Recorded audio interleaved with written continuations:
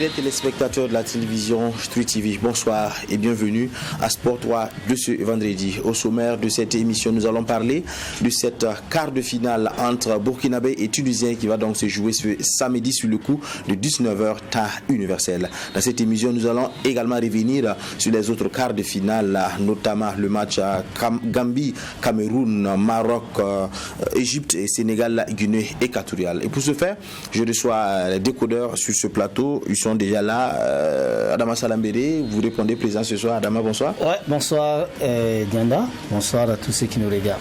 Bonsoir à mes amis. Vous les avez dit bonsoir, mais vous ne les avez pas présentés, donc je continue ma présentation. En face de vous, Ibé Cabré répond présent également. Ibé, bonsoir. Bonsoir à vous, Dianda. Bonsoir à tous.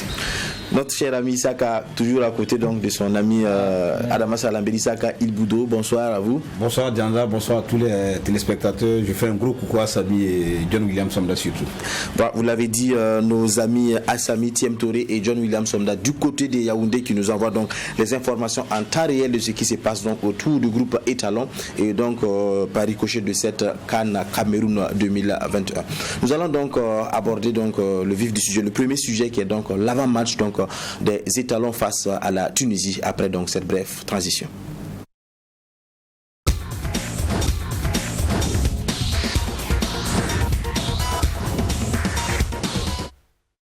Voilà, je le disais en titre, Burkina Faso Tunisie, c'est ce samedi à partir de 19h temps universel. En 98, ça a été donc ici au Burkina Faso. Ensuite en 2017, c'était à Libreville. Cette fois-ci, c'est donc du côté de Garoua au Cameroun que Burkinabé et Tunisien donc vont s'affronter en quart de finale de la Coupe d'Afrique des Nations pour la troisième fois. Déjà, je commence avec vous, Isaka Ilboudo. 2 fois, nous avons été vainqueurs. En 98, ici, c'était lors des tirs au but. Le Burkina Faso donc a pris le dessus donc sur les Tunisiens. En 2017, c'était 2-0, but de Aristide Bansé de Préjuge Nakoudma, on se rappelle comme si c'était hier. Cette année encore, le destin encore, nous amène a voulu que les Burkinabés croisent encore les Tunisiens pour se prier donc peut-être une place en demi-finale. Déjà, quand vous analysez, est-ce que vous faites partie de ceux qui disent qu'il n'y a jamais 203? Oui, déjà il faut, excusez-moi, dire que ça commence à devenir comme un mariage entre une femme et un homme. Oui. La Tunisie et le Burkina, on se croise de plus en plus dans le dernier carré pratiquement. Tu l'as si bien dit, ça fait déjà la troisième confrontation. C'est ça. 2 succès pour le Burkina, 1 succès pour la Tunisie. Mais c'est pas la même période. Les périodes ont évolué, beaucoup d'eau a coulé sur les ponts. 98, 2017, 2022, 2021. C'est le même football, mais seulement les choses ont changé. Mais okay. je veux croire quand même à cette ce que tu disais tout à l'heure, jamais 203. Oui, on peut estimer légitimement. Oui. Et c'est tout à fait normal. Maintenant, il faut aussi savoir raison garder et analyser profondément les choses et sans se mettre dans l'émotion. Mais ce qui est sûr, ça va pas être facile de part et d'autre parce que c'est des équipes qui se connaissent déjà. Chacun va quand même vouloir voilà. Le Burkina parce que c'est un grand match. Vous gagnez ce match, vous partez donc en demi-finale. En demi-finale. Mais n'oublie pas que quand même la Tunisie a fait sortir une copie très très très propre en 8e de finale avec une culture tactique incroyable. Donc c'est des étalons aujourd'hui face à une culture tactique qui va se mettre en place. Donc il y a espoir. Seulement il faut savoir maintenant tirer les ficelles du part et d'autre et puis faire un très bon match. Mais déjà je suis très content. Côté burkinabé, on nous dit que tous les tests Covid sont pratiquement négatifs. Oui. Donc c'est déjà un très bon signe. Ça veut dire que Kaoumalo aura la chance et la latitude d'avoir tout son bloc, tout son groupe pour affronter cette équipe tunisienne qui, à mon avis, est en train de monter en puissance. On ne l'a pas trop vu venir, mais pour son dernier match, c'est une équipe qui mérite quand même qu'on fasse beaucoup attention. Ibé Kabré, Issa Kaladi, c'est une équipe très tactique qui a réussi à éliminer le Nigeria en 8e. Le Nigeria qui était considéré comme l'un des favoris au vu de ce qu'ils ont eu à faire 3 matchs, 3 victoires donc, en phase de poule. Mais sur le plan psychologique, quand on rappelle aux Tunisiens également que les 2 précédentes rencontres à la même période donc, de la CAN, c'est nous qui avons pris le dessus, ça peut être également un aspect psychologique favorable pour les Étalons. Non, je pense qu'il n'en est rien. Je crois que les statistiques et autres, c'est pour les médias. C'est Henri Kasperzak qui l'avait dit en 2017, lorsque on lui avait rappelé qu'ils avaient perdu justement en 98 face à l'équipe des étalons. Alors que c'était Henri Kasperzak lui-même à l'époque qui était l'entraîneur de la Tunisie et qui a conduit la troupe en 2017 pour croiser les étalons. Il avait dit en son temps que les statistiques et autres, ça c'est pour les médias. Et moi je souscris entièrement à ça, même si dans la foulée il n'avait pas eu raison en son temps. Cela pour dire quoi? Vous avez dit il n'y a jamais 203, sauf que il y a Ayman Matlouti du côté de la Tunisie, mais il n'y a pas Aristide Bansé. Il y a Msakmi, mais il n'y a pas Prédis Nakoulma, et deux qui étaient les buteurs justement face à la Tunisie. Tout ça pour dire que ce qui compte, c'est la réalité sur le rectangle vert demain. Et ça passe nécessairement par une organisation défensive déjà solide de la part des Kamou Malo, parce qu'il faut encore multiplier les efforts et travailler à garder cette constance au milieu du terrain, mais au niveau du front de l'attaque, il va falloir revoir la copie parce que c'est là-bas justement qu'on pêche beaucoup.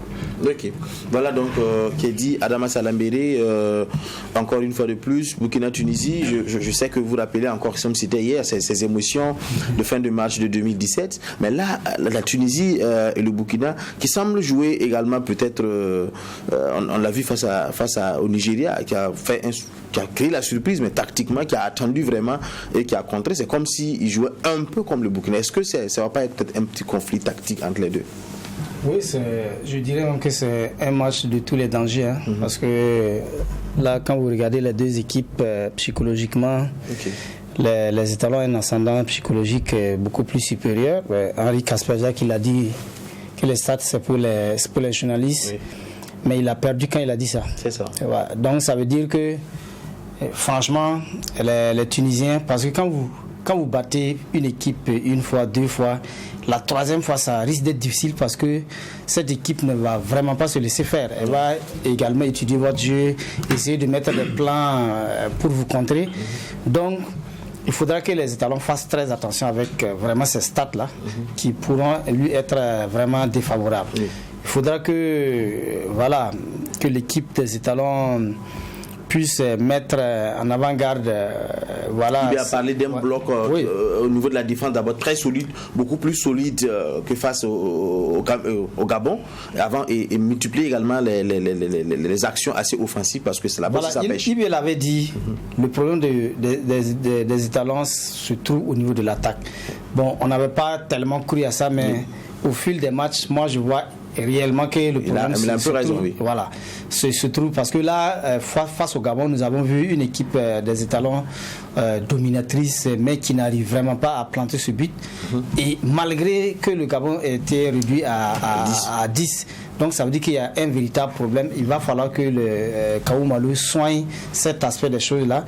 Mais également je retiens que le Burkina Faso, lorsque les gens n'y croient pas trop, ça marche bien pour eux. Je me rappelle de 2013 où vraiment quand les étalons partaient, personne ne croyait aux chances des étalons. Mais ils sont allés quand même en finale. Ils ont créé la surprise. Voilà, cette année encore. C'est clopin que les étalons sont en train de gravir les gisselons.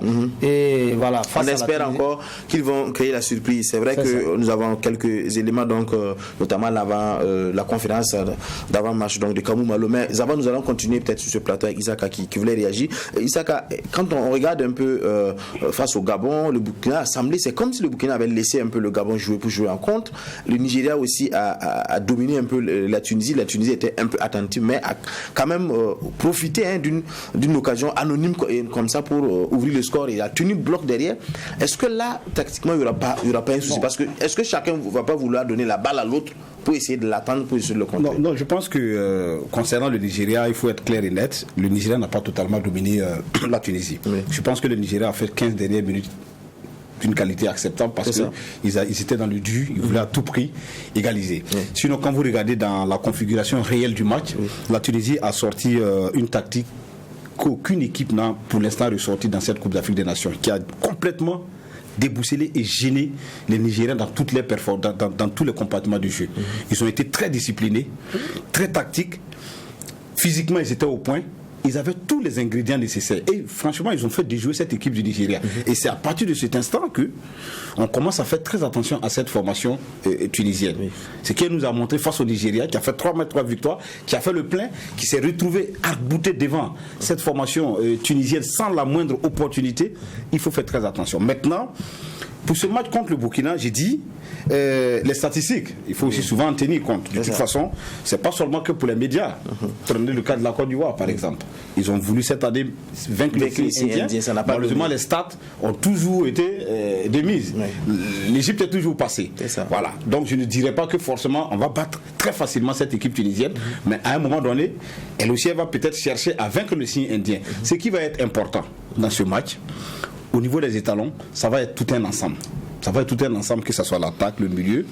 L'attaque, ça va être un bloc. Ça va être un ensemble qui va porter cette équipe-là. Si une partie faillit à sa mission, ça va être très, très, très rédhibitoire pour nous, très compliqué. Donc, je pense qu'il faut que tous les secteurs qui vont être intégrés dans ce match-là montent en puissance à niveau égal.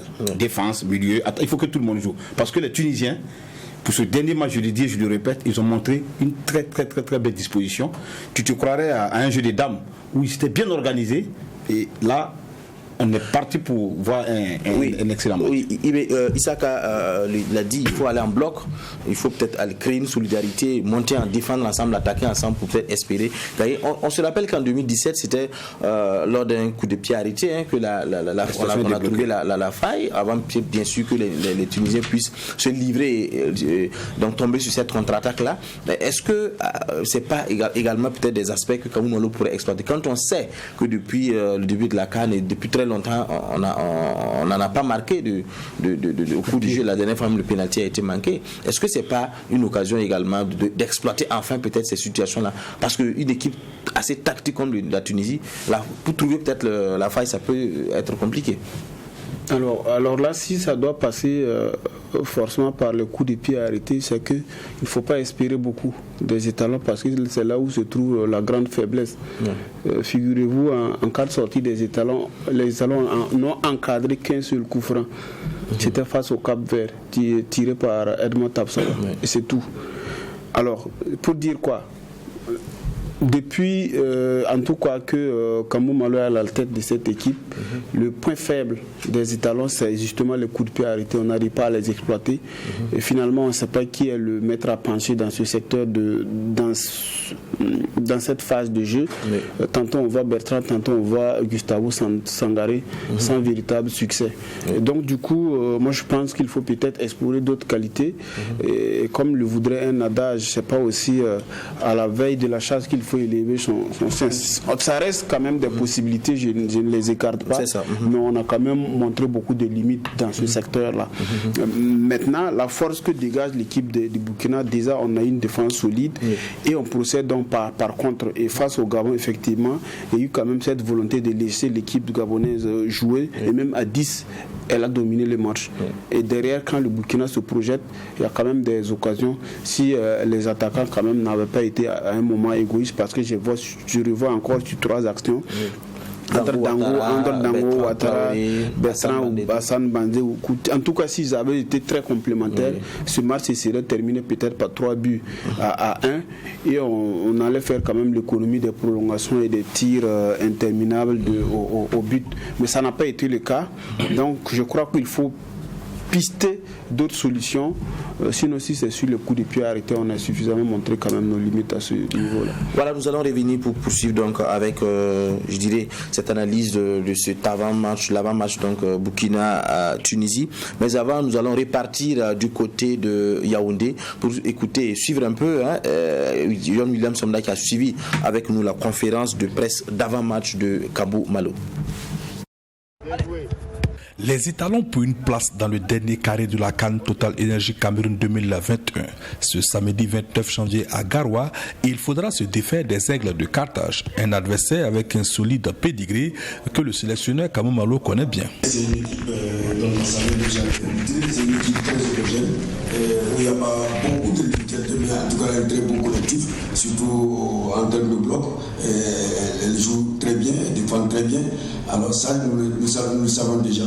De plus, Kamou Malo préfère faire fi des statistiques et du palmarès de la Tunisie au moment d'aborder cette rencontre. Je suis désolé, si on devait se fier au passé pour venir à cette compétition, on aurait pu attribuer déjà la coupe, parce qu'il y a des gens qui sont venus ici avec un palmarès éloquent. Et je pense que les matchs suivent ne se ressemblent pas. Alors, nous sommes dans un nouveau contexte. Nous avons affaire à une nouvelle équipe tunisienne. Nous avons affaire aussi également à une nouvelle équipe des étalons. Donc, pour moi, je pense que la différence se fera simplement sur le terrain. Nous ne nous fierons pas justement à ces statistiques, parce que moi, je dis que les statistiques appartiennent au passé. Alors, ce qui est passé est passé. Maintenant, nous sommes au présent. Un adversaire solide, doté également d'un sacré palmarès et favori sur le papier. Mais qu'à cela ne tienne, du côté burkinabé, on veut surtout s'appuyer sur ses forces pour tenter de faire la différence. Nous avons une équipe ambitieuse, qui est venue à cette CAN, en tout cas sur la pointe de pied, et qui en tout cas veut affirmer en tout cas sa bonne santé, et pourquoi pas aller au bout. La différence, c'est que c'est notre état d'esprit simplement. Face à la Tunisie dans ce premier quart de finale, les étalons se doivent d'être plus réalistes que lors du tour précédent. Un manque d'efficacité aux avant-postes qui n'a pas échappé au sélectionneur national. Je disais tout à l'heure que nous n'avons pas essayé assez tuer au bout de nos matchs, où nous avons eu des opportunités en tout cas de tuer les matchs, et ça nous a toujours rattrapé, mis en difficulté, ça nous sommes conscients, et nous travaillons sur ça. Alors c'est vrai que vous avez parfois mis le pas sur les individualités. Bon, mais moi je trouve que peut-être nous allons travailler peut-être à avoir beaucoup plus de cohésion dans les derniers 30 mètres. Et je pense que durant toute la semaine, nous avons travaillé, nous avons parlé par rapport à cette situation. Avec un groupe quasiment au complet et sans suite au dernier test Covid, Kamou Malo pourrait également récupérer Issoufou Dayo qui a repris la course. Pour cette troisième confrontation en phase finale de CAN face aux Aigles de Carthage, les étalons comptent une victoire et un nul. Voilà donc Adama Salambéry, vous avez écouté ce reportage de John William Somda, vous avez écouté ce que Kamou Malo a dit. Il entend ce que les observateurs de football critiquent sur son équipe, notamment le manque d'efficacité, la concentration, tout. Mais jusque-là, on attend toujours une réponse claire du coach sur le terrain à travers les critiques qu'on fait. Oui, bien sûr que quand vous écoutez son analyse, lui-même il reconnaît que voilà, l'équipe n'a pas de tueur, à l'attaque ça pêche beaucoup. Et il n'a vraiment pas de solution à cela, parce que là, ça dépend également du groupe de départ que vous avez amené de la préparation jusqu'à la CAN, parce que c'est pas au niveau de la CAN que vous allez fabriquer un buteur. Hein. Ouais. C'est au vu de la performance de tout un chacun dans son club, un peu partout, que vous faites votre sélection pour venir. Si réellement, bon, c'est bien vrai qu'on nous prend peut-être pour des profanes, mais si réellement le coach écoutait vraiment les différentes critiques de tout ce qui s'est passé lors des différents matchs des étalons, je crois que les étalons n'allaient pas en souffrir jusque-là. Parce qu'avec le cas Bertrand, par exemple, c'est difficile. C'est difficile pour le coach d'avoir un joueur de cette trempe et de le garder sur le banc de touche, alors que le joueur ne respire véritablement pas la forme. Mais il s'est dit peut-être que c'est le seul élément, peut-être, il ne faut pas à peut-être créer la situation à n'importe quel moment. Mais le football, c'est pas la magie, c'est pas une machine où on te dit que non, il a l'habitude de faire ceci ou cela, il va le répéter exactement dans les matchs. C'est des organismes humains. Voilà.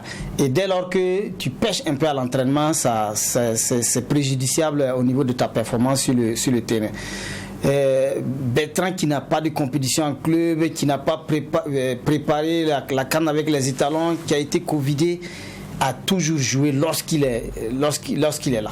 Lorsqu'il est sur la feuille de match, il a toujours joué Pour moi, ce n'est vraiment pas normal. Il faut mettre les gens à la place qu'il faut en fonction du rendement sur le terrain des entraînements. Mais il faut rappeler qu'il n'a pas encore terminé le match aussi, parce qu'à chaque fois, il est peut-être sorti 10-15 minutes avant la fin. Et très rapidement, Issaka, est-ce que vous pensez qu'à partir de là, après 4 matchs, on sent toujours que Kamou Malo est dubitatif sur le choix de ses hommes? Est-ce que vous pensez réellement que, parce que j'écoutais un peu une analyse où il y en a qui disent par exemple que sur le cas Cyril Bayala, que malgré le fait qu'il a un bon repli défensif, il ne donne pas assez n'est pas assez vite comme les autres, mais Kamou Malo tient forcément. Salambert a notamment parlé du cas Bertrand qui ne respire pas forcément la forme, mais qui reste quand même l'homme à tout faire de Kamou Malo. Non, je pense que quand même il faut avoir l'honnêteté intellectuelle de dire qu'il y a quand même un petit balbutiement. Ça au moins c'est clair. C'est-à-dire il y a un tâtonnement à ce niveau, parce qu'on n'a pas une lisibilité claire de cette formation. Voilà, je pense qu'ils écoutent un peu ce que nous disons, parce que quand vous regardez la composition du premier match, du deuxième match jusqu'à aujourd'hui, voilà, tu comprendras que maintenant, est-ce que il est responsable de ça? Est-ce que c'est parce que la plus belle femme ne peut donner que ce qu'elle a?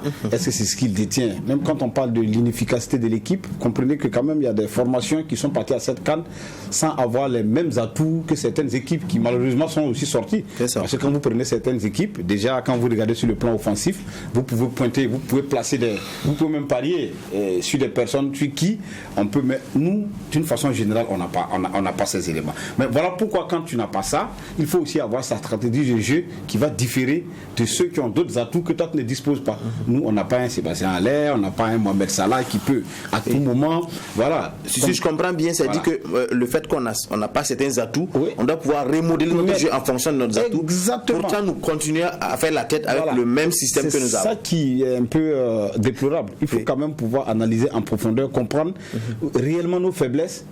Et quand on a des faiblesses, forcément, on peut avoir des forces quelque part. Maximiser, mettre l'accent sur ces forces-là. Et puis bon, essayer de jouer notre football avec. Maintenant, si vous voulez rester dans ce même carnaval où ça ne donne pas, vous serez toujours obligé de venir en conférence de presse dire que non, nous sommes dans l'inefficacité. Donc, tout ça là, c'est des éléments. Maintenant, comme Ibé l'a dit, c'est pas à la veille de la chasse qu'il faut.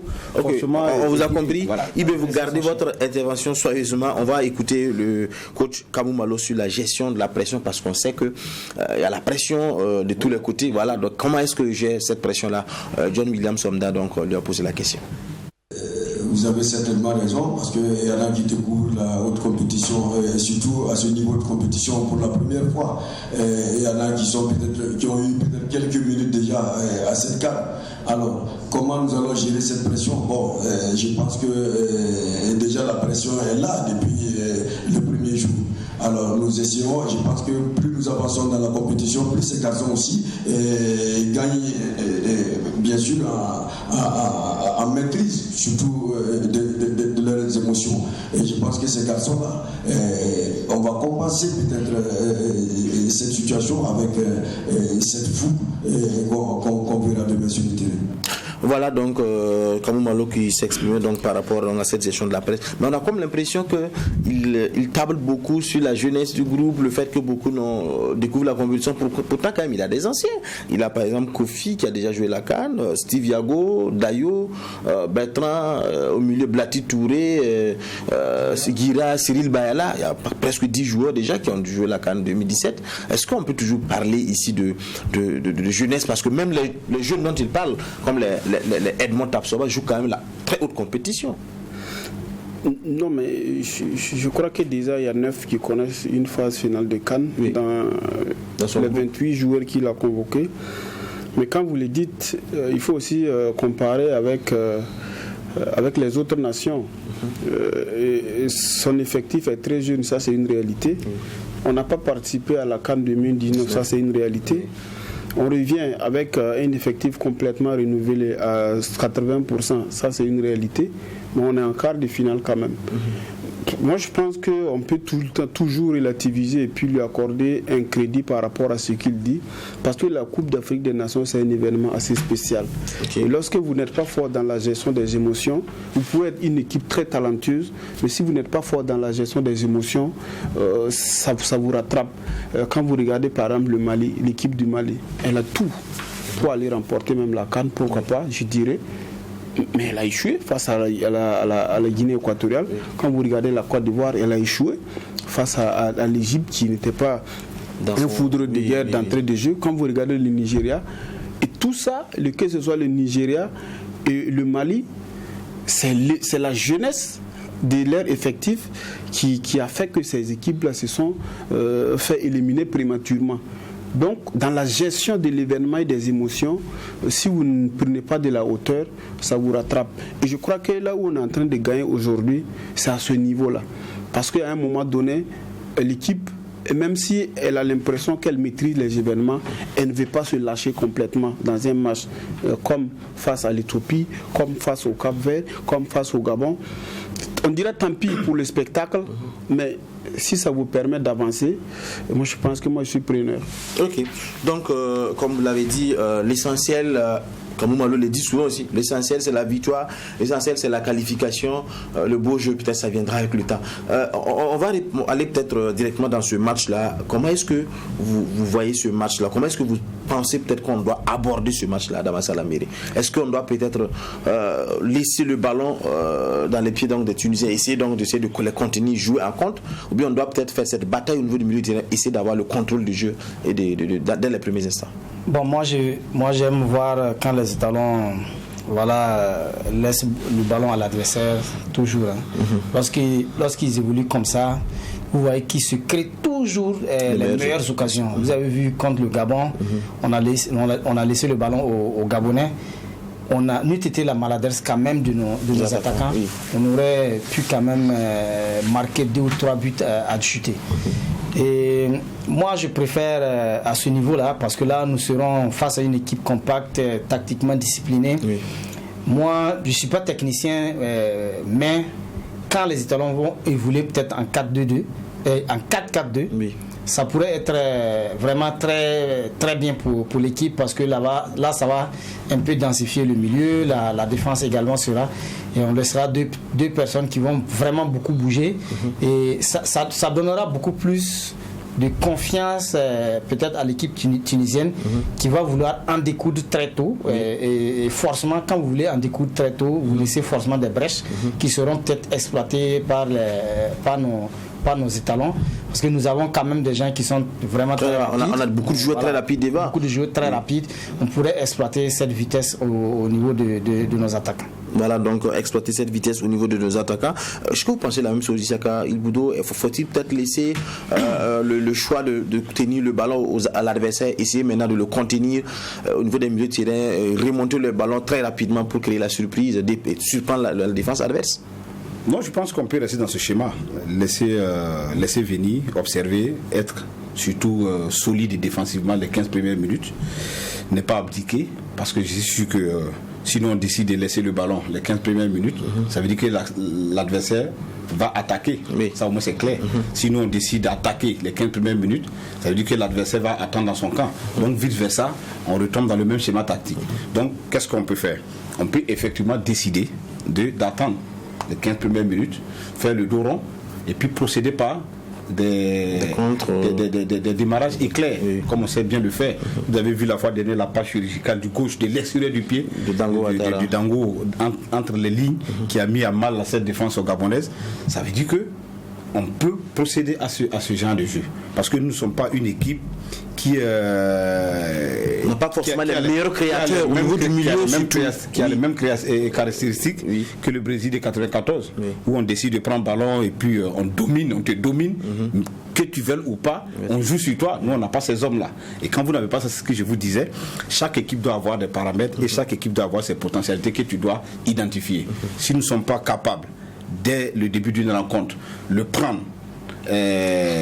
mettre pied, comme on le dit, mettre pied sur le ballon, le faire jouer, faire courir l'adversaire, et ça, il faut être vraiment fort à tous les niveaux, physiquement, techniquement, tactiquement, il faut être fort pour le faire. Si vous savez que vous ne pouvez pas le faire, ce que vous pouvez faire, c'est de simplement laisser peut-être respirer la défense, rester en bloc, et puis procéder par des comptes. Comme on a des joueurs qui sont rapides comme des lapins entre griffes, on peut placer des banderilles derrière la défense tunisienne et ça peut porter fruit. On marque et puis on vient, on essaie de gérer. Donc voilà un peu, ça peut être une tactique parmi tant d'autres. Ok, donc on termine avec vous, Yves, sur ces sujets. La tactique peut-être qu'on doit adopter, parce que la Tunisie peut également vouloir aussi nous laisser le contrôle du jeu, ou bien ça peut être également du ping-pong. Chacun veut peut-être essayer de dominer, et là souvent au milieu il y a trop de cartons, il y a trop de fautes et tout.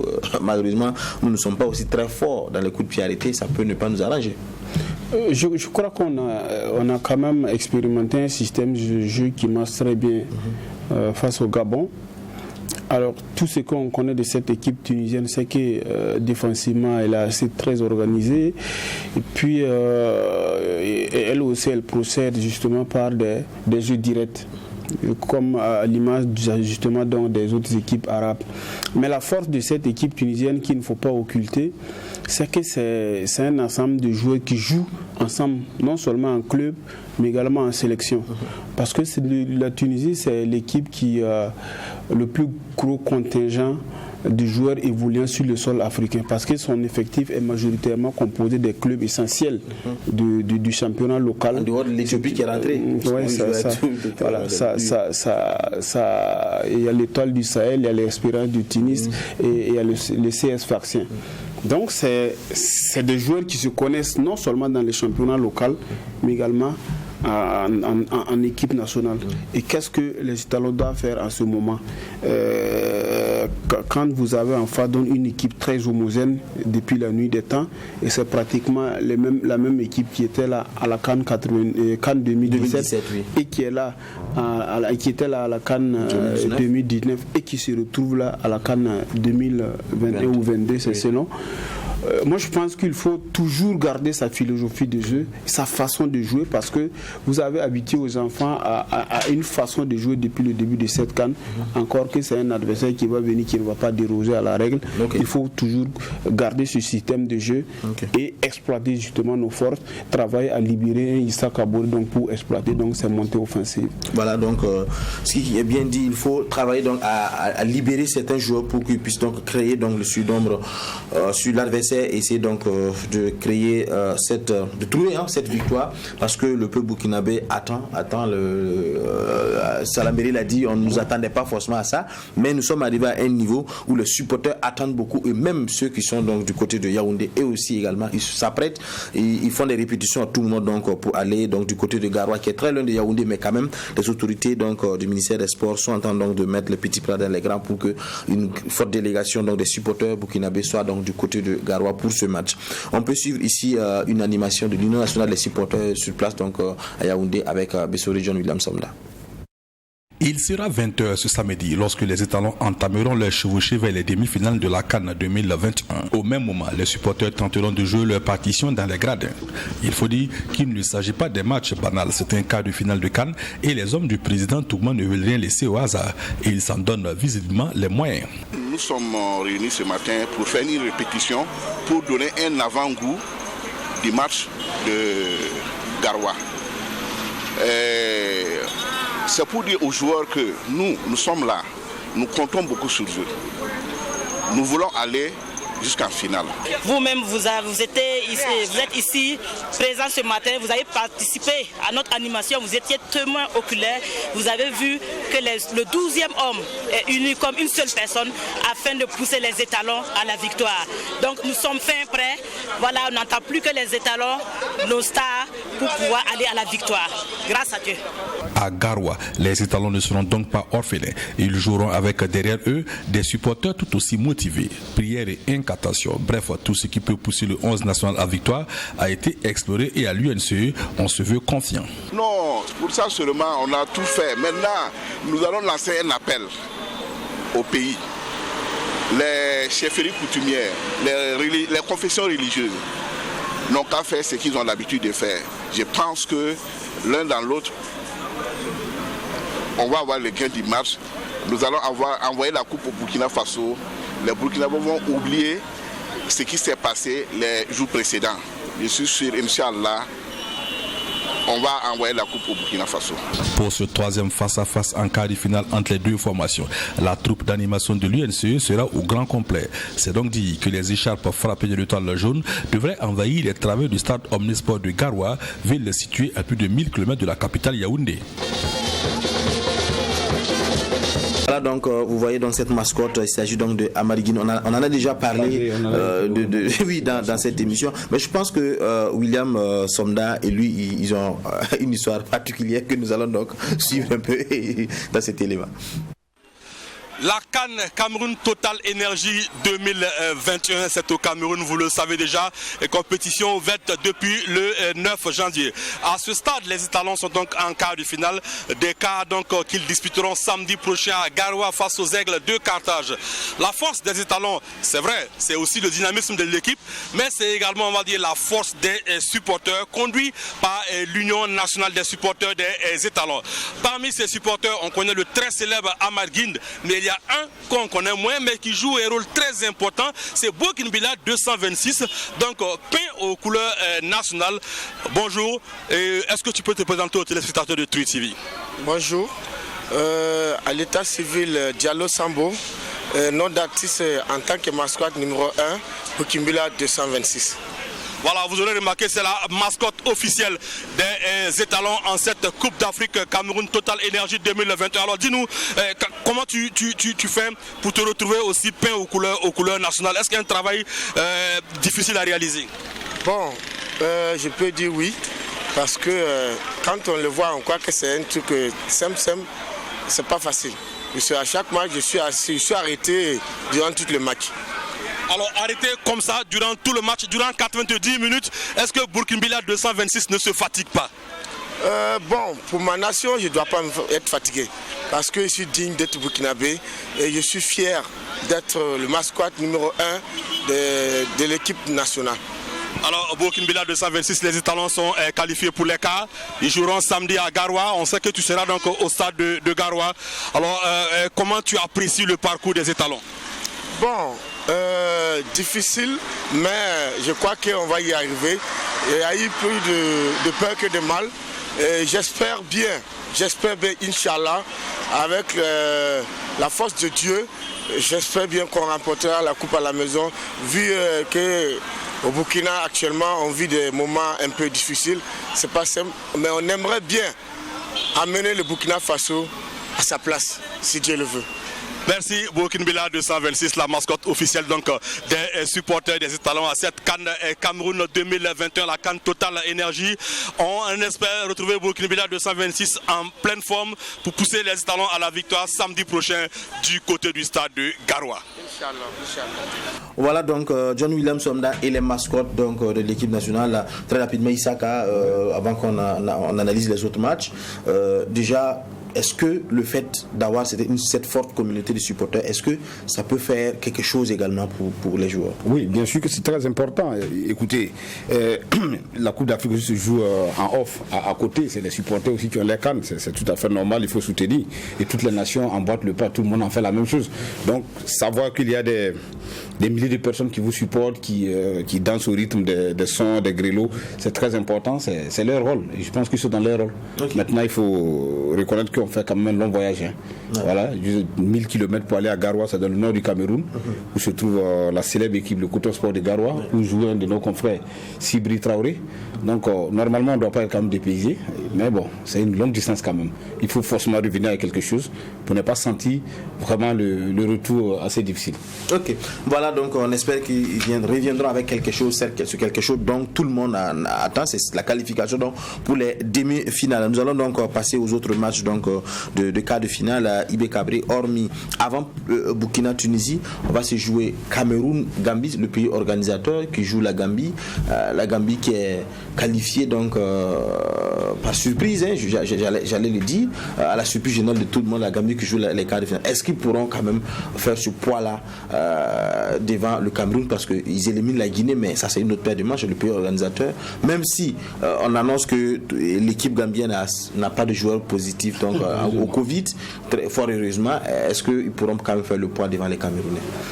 Moi, je crois qu'ils sont déjà arrivés à ce stade de la compétition. C'est un exploit pour eux. Oui. Ils ont déjà réussi leur Coupe d'Afrique des Nations. Pour le reste, c'est un bonus. Et moi, je dirais quoi, face au Cameroun, j'ai l'impression qu'ils sont au terme de leur période de dangerosité. Donc, Yves Cabré ne croit plus trop donc, à une autre surprise de cette équipe gambienne. Pourtant, l'équipe camerounaise n'a pas forcément encore montré vraiment un visage assez reluisant. Peut-être qu'on peut le craindre. C'est peut-être parce que face aux Comores, on a vu même à 10 contre 11 encaisser souvent, le jeu n'était pas ça. Peut-être la Gambie peut créer la surprise. Je partage pas totalement le point de vue d'IB. Oui. C'est vrai qu'ils ont déjà fait ce que beaucoup de pays n'ont jamais réussi à faire. Oui. Parce que n'oubliez pas qu'ils sont à leur première participation. Et beaucoup de nations, dès leur première participation, n'ont pas eu la chance de goûter aux délices des quarts de finale. C'est vrai, ils ont déjà fait un grand pas. Ce qui va venir, ne serait-ce que du bonus. Oui. Mais quand une équipe se retrouve dans cette configuration, dans cette situation, elle devient une équipe sans pression. Oui. Parce que la Gambie, aujourd'hui, élimine le Cameroun, c'est le tonnerre qui tombe. Mais le Cameroun battre la Gambie au quart de finale, Coupe d'Afrique organisée au pays de Samuel Eto'o, c'est pas un événement. Oui. Donc, il faut regarder les choses par paramètres. Et à ce niveau, moi, je pense que la Gambie va être une équipe assez compliquée, qui va être comme une souris qui peut se retrouver dans les narines d'une trompe d'éléphant. Ou bien d'une trompe d'un animal à trompe. Il faut faire très attention. C'est une équipe qui joue sans compter, sans complexe, qui a l'enthousiasme. À côté, le Cameroun, jusqu'à présent, joue à domicile, mais on n'a pas encore vu le grand Cameroun. On a beaucoup plus vu beaucoup de débats autour de cette formation qui, selon certains, a été favorisée. Voilà, ceci. Il y a eu trop de débats, mais le vrai Cameroun qu'on veut voir, on ne l'a pas encore vu. Est-ce que ça va être demain, à partir de 15h35, face à la Gambie? On ne le saura pas. On le saura demain. Maintenant, la Gambie va jouer son football comme elle sait le faire. Il faut faire très attention à cette équipe. Qui peut faire n'est pas vraiment encore à la limite de nous surprendre. Oui, une autre équipe qui pourra peut-être créer la surprise peut-être dimanche à Damasalami, c'est la Guinée équatoriale qui jouera donc face à cette équipe donc du Sénégal. La Guinée équatoriale qui élimine contre toute attente la Côte d'Ivoire. Non, pas la Côte d'Ivoire, le Mali. Oui, en tout cas, c'est une équipe équato-guinéenne décidée à jamais parce que là, quand même, c'est pas la première fois qu'ils partent en quart de finale. C'est en 2015 déjà chez elle. Elle avait franchi ces quarts de finale. C'était face à la Tunisie, d'ailleurs, où vraiment plus d'un avait vraiment décrié cette tricherie entre griffes qui a amené cette équipe en demi. Mais c'est pour dire, en réalité, que la Guinée équatoriale est véritablement engagée dans cette canne-là pour faire mieux que les autres années. Parce que quand vous arrivez déjà à arriver en quart de finale, votre rêve c'est d'aller en demi. Voilà. Et face à une équipe du Sénégal qui véritablement n'a pas montré vraiment montré grand chose. Mais il reste quand même l'un des favoris. Voilà, reste. Parce que les équipes souvent se transcendent au fil de compétition, au fil des matchs. Et si, en tout cas, les Sénégalais vont jouer comme on les a vus jouer en match de poule, en 8e de finale, ça va être un peu difficile. Ça serait un très grand match qu'il faudra observer. Ok, dit donc de ce choc de l'Afrique du Nord, Maroc, Égypte.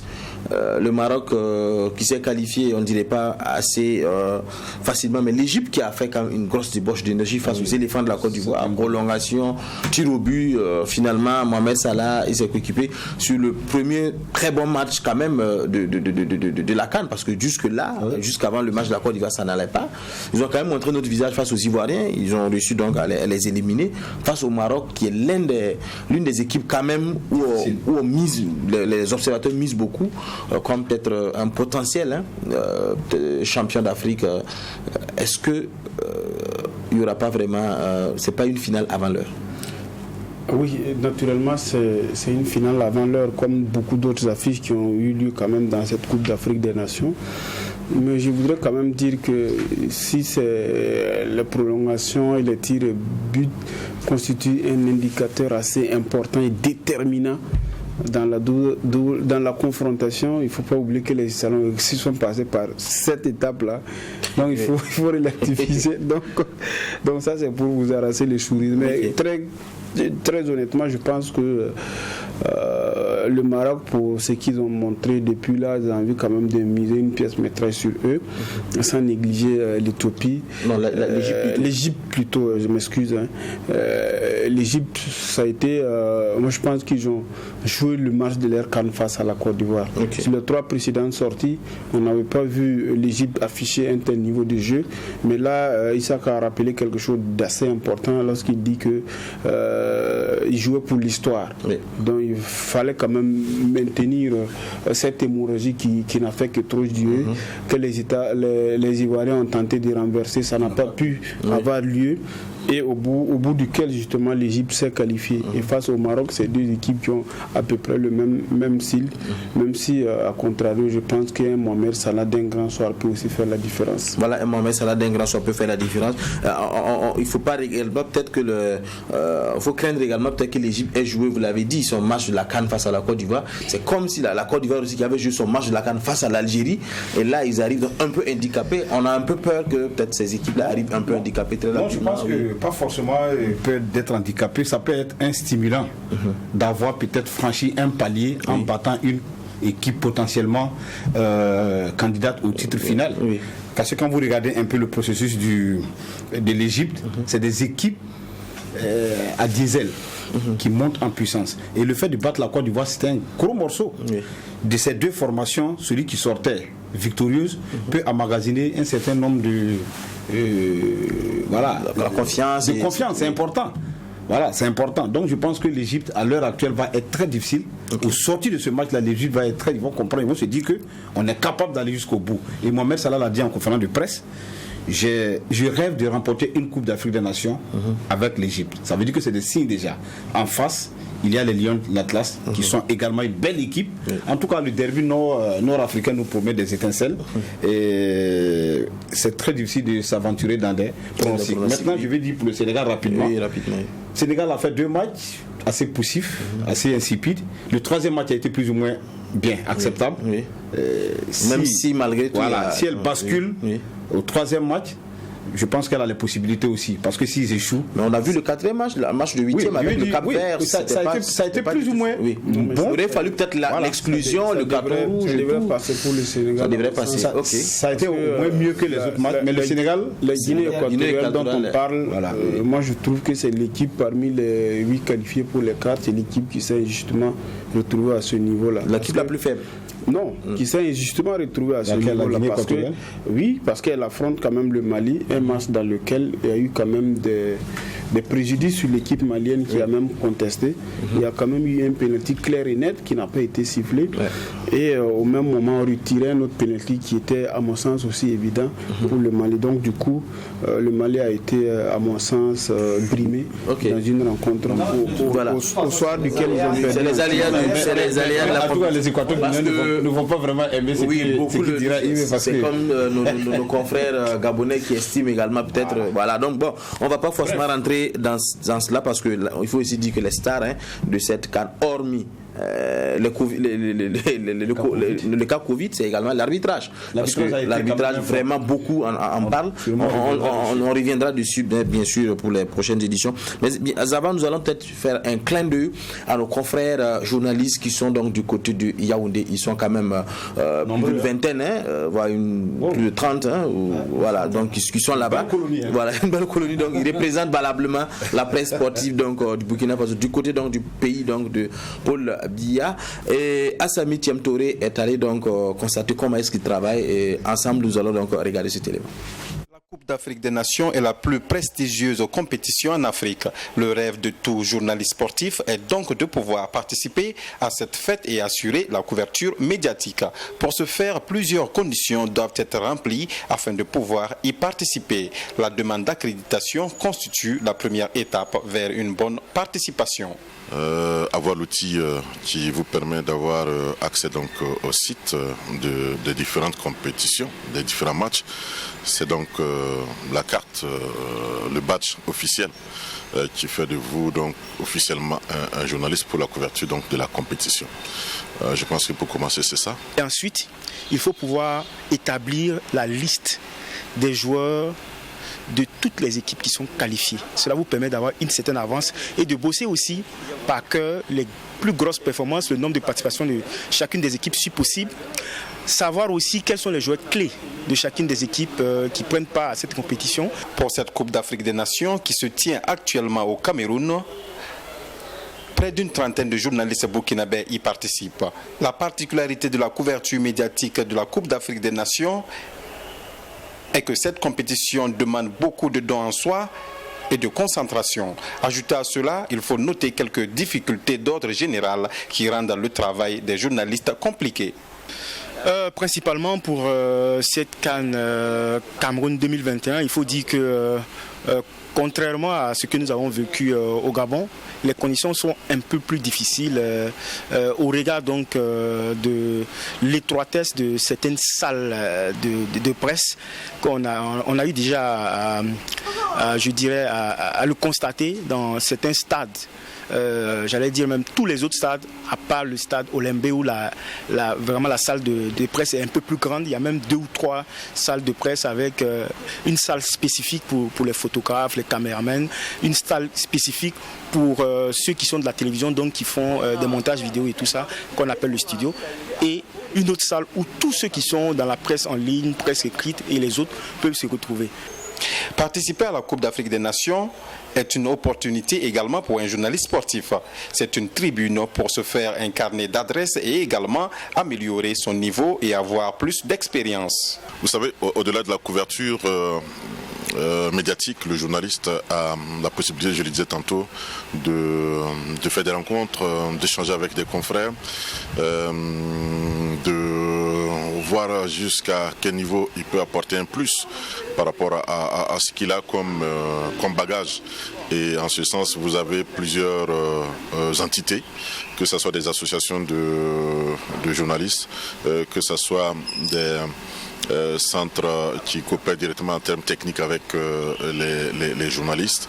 C'est pour ça qu'au niveau des médias centers, vous avez une bonne flopée de journalistes qui y travaillent, qui échangent. Et pour le journaliste, c'est important, c'est échanger donc les cartes de visite, c'est prendre des informations et faciliter certaines rencontres avec d'autres joueurs qui ne sont pas donc de votre pays, avec j'allais dire d'autres officiels. Couvrir donc la Coupe d'Afrique des Nations recommande beaucoup de sacrifices et de détermination. Cela permet de s'aguerrir et d'avoir de l'expérience pour une bonne carrière journalistique.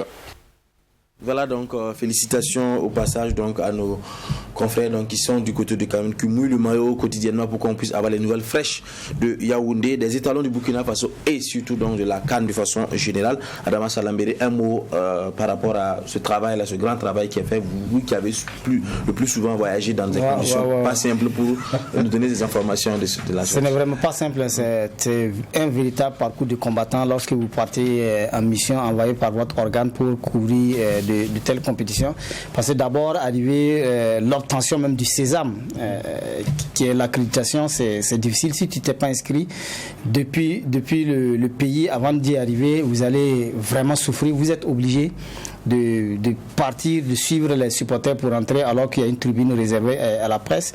Et les conditions de travail sont souvent difficiles lorsque vous arrivez dans un stade où il n'y a pas de wifi, alors qu'il y a des gens les médias chauds surtout, veulent faire du direct, du live.